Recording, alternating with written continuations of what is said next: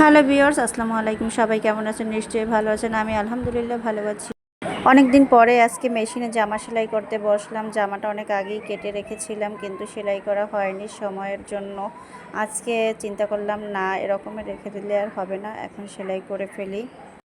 সংসারের টুকটাক কাজকর্ম করার পরে, ছেলে মেয়ের লেখাপড়া করানোর পরে যতটুকু সময় পাই নিজের জন্য একটু চেষ্টা করি কিছু করার। আমি আমার নিজের জামা কাপড় নিজেই তৈরি করি, কোনো টেইলার্সের কাছে দেই না। নিজের জামা কাপড় নিজে তৈরি করে পরার মধ্যে যে একটা আনন্দ আছে, সেটা অন্য কিছুতে পাওয়া যায়। এই মেশিনটা আমার 2009 সালে কেনা। যখন আমি ইন্টার পাস করি তখন আমার বাবা এই মেশিনটা কিনে দিয়েছিল।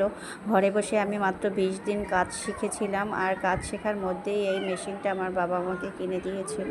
আমার বাবা আজ দুনিয়াতে নেই, আল্লাহ তাকে যেন বেহেশত নসিব করে, তার জন্য অনেক অনেক দোয়া। আমি প্রত্যেক নামাজেই আমার বাবার জন্য দোয়া করি।